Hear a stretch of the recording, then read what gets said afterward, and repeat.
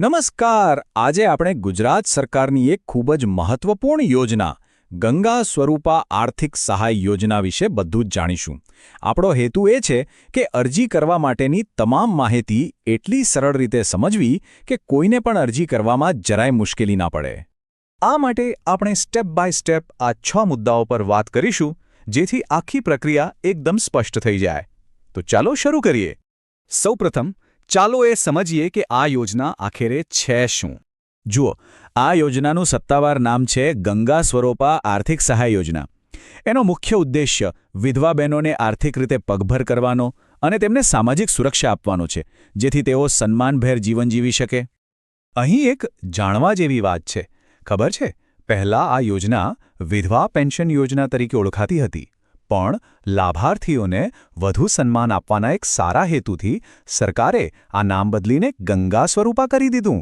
ખરેખર આ એક ખૂબ જ સકારાત્મક અને સન્માનજનક પગલું છે.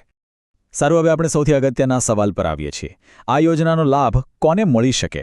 ચાલો પાત્રતાના નિયમોને બરાબર સમજી લઈએ. સૌથી પહેલી અને સ્પષ્ટ શરત છે ઉંમરની. અરજી કરનાર મહિલાની ઉંમર ઓછામાં ઓછી 18 વર્ષ કે તેથી વધુ હોવી જ જોઈએ.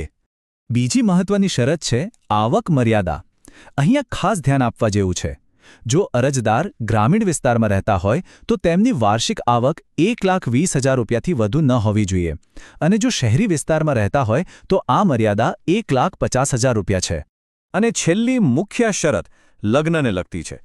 લાભાર્થીએ ફરીથી લગ્ન કરેલા ન હોવા જોઈએ. જો તેઓ પુનઃલગ્ન કરે તો આ યોજના હેઠળ મળતી મદદ બંધ કરી દેવામાં આવે છે, એટલે આ મુદ્દો ખૂબ જ મહત્વનો છે. ચાલો હવે એ વિભાગ તરફ જઈએ જેમાં વાત કરીશું યોજનાના નાણાકીય લાભ વિશે. આ યોજના હેઠળ જે પણ લાભાર્થી પાત્ર છે એમને દર મહિને 1,250 રૂપિયાની આર્થિક સહાય સીધી જ આપવામાં આવે છે. આ રકમ તેમને રોજિંદા જીવનના ખર્ચમાં ઘણી મદદ કરે છે. અને આ સહાય મળે કેવી રીતે? એના 2 રસ્તા છે.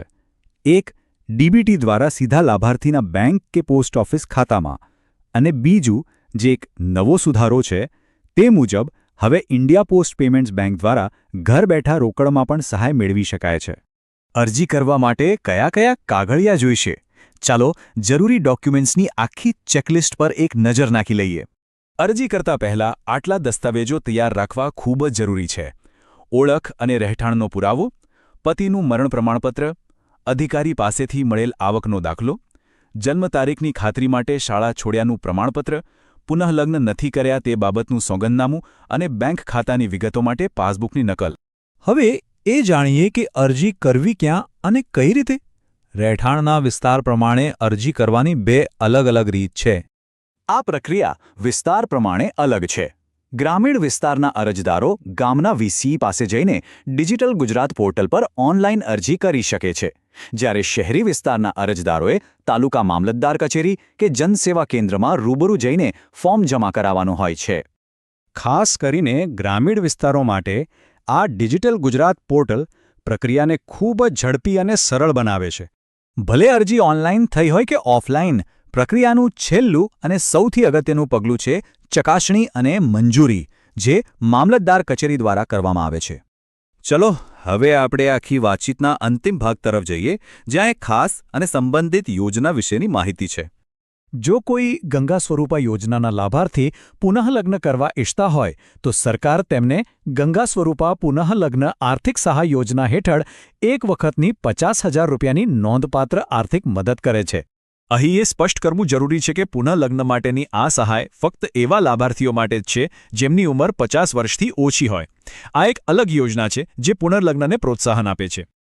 તો આ હતી ગંગા સ્વરૂપા યોજનાની સંપૂર્ણ અને વ્યવહારુ માહિતી.